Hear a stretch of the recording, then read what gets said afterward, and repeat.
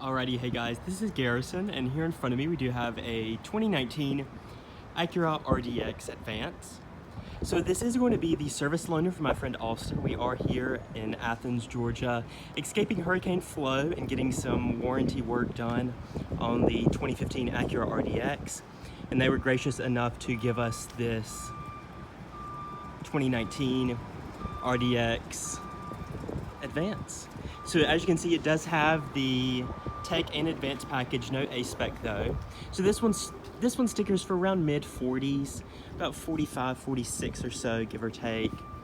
And it does look very nice. I am impressed. It is a completely different car.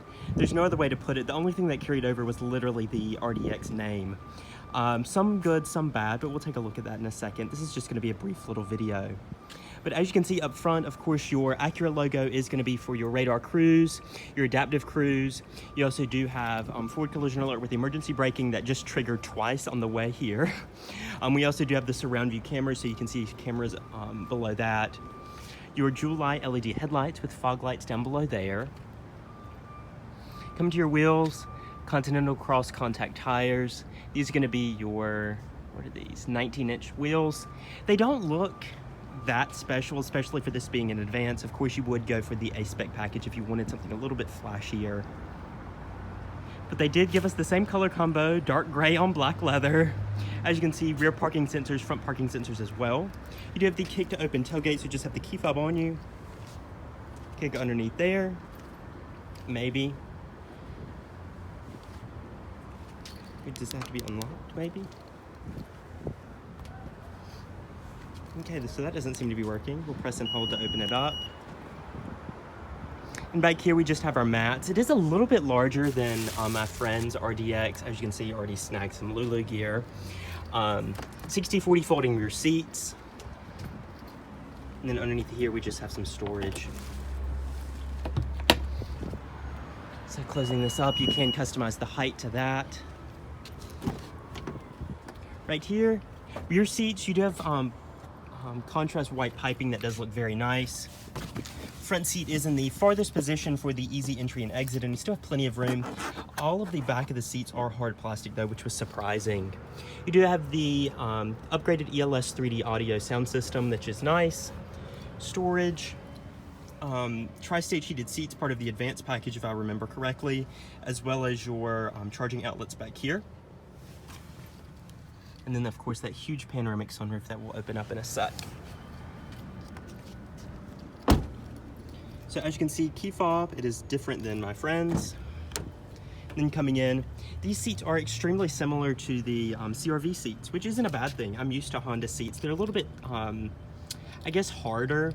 They're not as plush as a Lexus seat, but there is a lot of underlying support and customization in terms of adjustments. So coming in, push to start, of course. Go ahead and turn the vents the other way. This one does have 2,800 miles. I'd say we'll probably we've put over 600 miles so far, so we've gotten a good testament to how it reacts and stuff like that. But underneath the hood, we do have the 2-liter turbo that's new. I'm not gonna open the hood just for the sake of it just being an engine under there. But coming to your door panel, padded and stitched. You have that nice speaker grill right there, all automatic windows, power locks, power mirrors. You have your power trunk right there and 2-person memory. The open pore wood is a nice touch. Over here we do have our heads-up display. As you can see, the heads-up right there, as well as all your safety gear, brake hold, as well as your power parking brake. I'm a huge fan of the steering wheel right here. As you can see, all of your audio, as well as your heated steering wheel right there. If you're on the right, you do have your cruise control, adaptive cruise, lane keep, stuff like that. Paddle shifters on the back of the wheel for your 10-speed. Automatic dual light headlights, of course, and then over on the right you do have your automatic rain sensing wipers over here. Now this system looks very familiar to my BMW iDrive system, but you do have your touchpad down here. It is very different than Lexus's remote touch. Everything is in reference to where your finger is on the touchpad, so it's not used as a mouse. It's more of just like the screen smaller down here, if that makes sense. So if I want Bluetooth, I just go directly to the right hand corner and that's Bluetooth. And then this little side portion over here does control the split screen view over there. Now, I will say this is not very user-friendly. It's frozen up about 3 times so far. I'm sure it just takes some getting used to, as does anything. But I can't wait to get back in my car with a knob that I can know what it's doing, I guess, if that makes sense. And even with remote touch, you have the tactile feedback. This doesn't have any tactile feedback, or at least it's turned off. Right here we do have our 10-speed automatic. Drive with our sport mode right there. Reverse, you have your surround view camera right there. Mirrors do tilt down. Park, here's your dynamic mode, so you can customize your drive modes. I don't know how many times we've actually grabbed this for the volume when your volume is just the tiny little knob up here, but knowing Honda and Acura, we're thankful to even have a knob in the first place. But so this is going to be your drive mode selector. You have your auto start stop deactivation, tri-stage heated and vented seats, as well as your dual zone auto climate control. Now these are the only physical audio controls right here. Is going to be the skip and the rewind, as well as the volume knob. So there's no preset buttons, which is unfortunate. But going over here to your satellite, it does this loading thing where it takes a good minute before it actually does populate the screen, and that's after every single startup. While that loads, we'll pull the sunshade back. As you can see, your expansive roof up here, and of course you do have your Acura Link, SOS Safety Connect. You have some sunglass storage right there, as well as your LED illumination.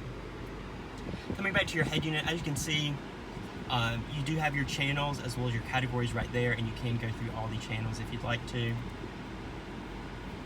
So everything on the touchpad, even my friend that owns the current RDX said he can't wait to have his regular knob back.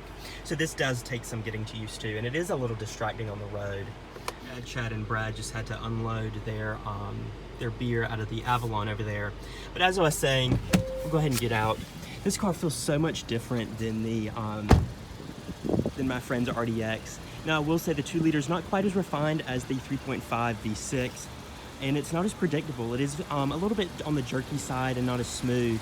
That's to be expected. Of course, refinement does come with age, and since they've just kind of gotten back into the turbocharged realm, I expect it to get a little bit better. But off to a great start here with the RDX. This is a great competitor to the NX, I would say. Feels very similar to the Lexus NX. I don't quite know if it competes well with the RX in terms of refinement, but of course it doesn't quite cost as much as an RX. But that's about it. Just wanted to give you guys a quick video on the 2019 RDX. Feel free to leave your thoughts down below. Definitely try and get your hands on one to see for yourself. But thank you guys for watching, and I will see you in my next video. To the dealer right now. Austin's right here, and we keep getting the fuel gauge system level not accurate. See your dealer. We've probably gotten it. This is the 4th time it's popped up, so I wonder what they'll say about that.